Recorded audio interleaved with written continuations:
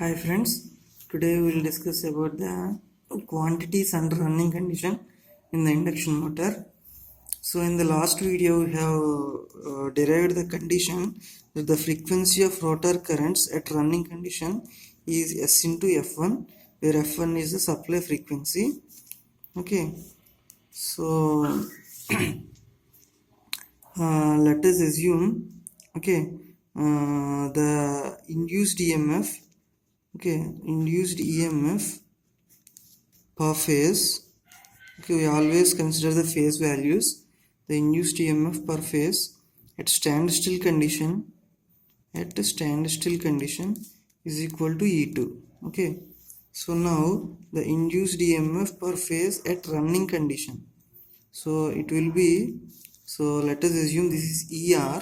Okay, so 2 represents standstill and R represents running condition. Okay, so throughout our explanation, and ER is equal to, so S into E2, right?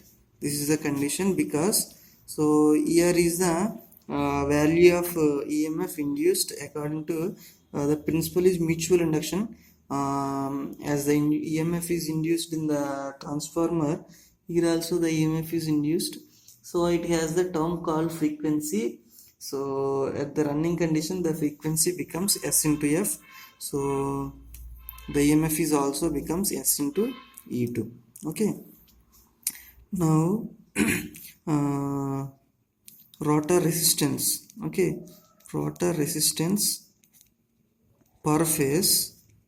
Okay, rotor resistance per phase, that is equal to R2. Okay, so the resistance will not change because it does not contain any frequency term, so resistance will not depend on frequency, so it is always same whether it is standstill or running condition. And now rotor reactance, leakage reactance. Okay, rotor leakage reactance per phase, okay, at standstill condition, so that is equal to X2. And rotor leakage reactance per phase at running condition, so that is equal to XR, and XR is equal to S into X2. Okay, since reactance X is equal to 2 pi FL, right? So there is a term called frequency. So at a standstill condition this is only F, but at running condition it becomes S into F, so it becomes totally S into X2. Okay, now impedance, so per phase, okay, at a standstill, so what it becomes, so Z2 is equal to square root of R2 square plus X2 square. And impedance per phase at running condition, that means at some slip S.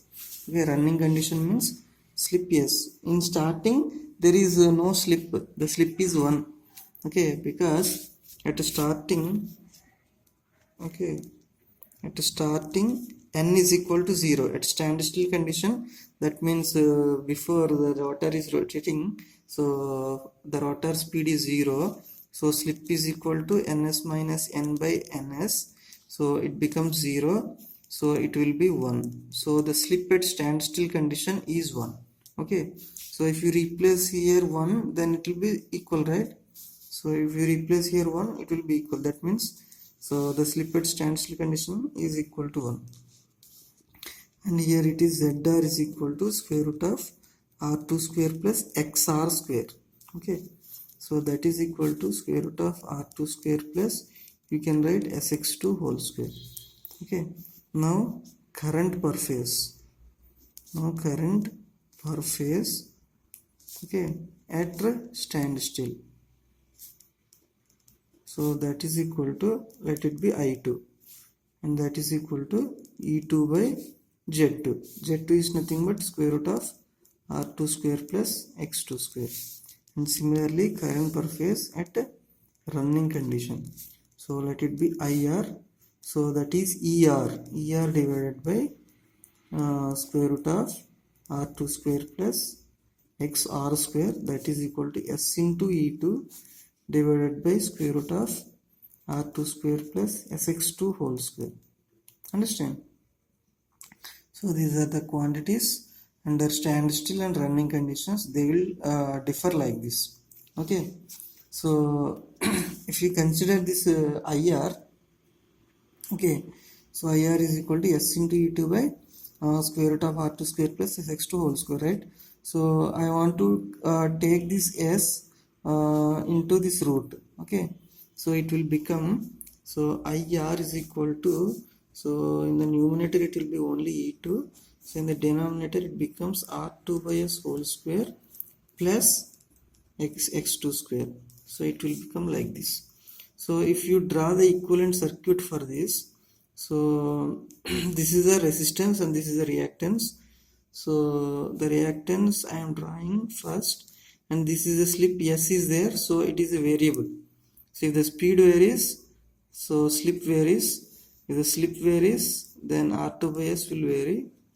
So this is R2 by S and this is X2 and this is E2 is given, okay. So E2 by impedance is becomes IR. Is it clear? So you can draw this equation into equivalent circuit like this. So these are all the rotor quantities, right? This is the rotor resistance, rotor reactance, and this is the EMF induced in the rotor. So this is the current flowing in the rotor, okay. So this is all about rotor circuit, okay. So if you calculate the power, okay, if you calculate the power from the circuit, it will become E2 into IR into, okay, cos theta 2. Understand? So this is the power from the circuit, that means power input, okay, let it be P2, okay, this is the P2 is the power input to the rotor. Understand? P2 is the power input to the rotor, okay. Now cos theta 2, what is cos theta 2? So this is the theta is the angle between, so E2 and IR, that is the impedance angle, right? So cos theta 2 becomes R2 by Z2, okay. So that is equal to impedance triangle. From the impedance triangle you can get cos theta, right? Cos theta is equal to R2 by Z2. So R2 by Z2 is square root of R2 by S whole square plus, okay, resistance by impedance. It's not simply Z2, it will become ZR, okay.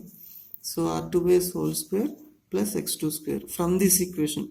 So this is resistance and impedance, resistance and reactance. So impedance becomes like this, right? So resistance is, sorry, here also R2 by S will come. Resistance is R2 by S, okay. So P2 is equal to E2 into IR. What is IR? IR you can write this one or this one. Okay, let us write this one.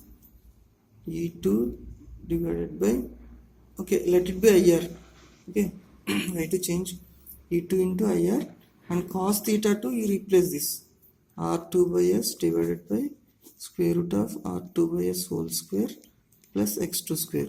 Okay, now what I want to write is E2 and this one, this is Z, right? So it becomes IR now. Okay, so this is one IR and this is another IR, so it will become IR square into R2 by S. Okay, so this is the power input per phase. Understand? Power input per phase to the to the induction motor. Okay, to the rotor of an induction motor. Okay, this is per phase. If you want for 3 phases, you have to multiply it by 3. So 3 into IR square into R2 by S. Okay, so let us write here. So this is the P2, that is power input. So let it be, let us take per phase value, so R2 by S. So let us consider this one, let us write like this. Okay, so R2 plus IR square R2 into 1 minus S by S. Okay, can we write like this? So if you take common this one, yes, okay, it will be equal to this one. So this is the rotor copper loss, and this will be the rotor copper loss plus this will be the mechanical power developed. Mechanical power developed. Understand? So let us assume PR is equal to rotor copper loss, and this one IR square into R2. So if you write this one in terms of P2, that means rotor input, it becomes S into P2, and PM is equal to, so let us assume this one as PM, mechanical power developed, that is IR square into R2 into 1 minus S by S. So if you write this one in terms of P2, so it will become 1 minus S into P2. So now let us write the equation P2 is to PR is to PM. That means rotor input is to rotor copper loss is to mechanical power developed. That will be is equal to 1 is to S is to 1 minus S. From these three. Okay. From these three you will get that one. So this is a very important relation. Okay. So so from this equation, so P2 is the rotor input and is equal to rotor copper loss plus mechanical power developed, right? So let it be the rotor, and if you are given the rotor input, that is P2, and rotor copper loss will be rotor copper loss. If you remove rotor copper loss, you will get mechanical power developed. Okay, so this is the rotor. Okay, before the rotor there will be a stator. Okay, so this will be the stator input, let it be P1. Okay, and this is the stator. So and the stator has some losses again. Okay, that are stator losses. Okay, so if you add rotor input plus stator losses, you will get P1. If you add mechanical power developed and rotor copper loss, you will get P2. And after this again there will be friction and windage loss. So this is friction loss and windage loss. So you are getting shaft power. This is the shaft power. So this is the complete power flow diagram in an induction motor. Thank you.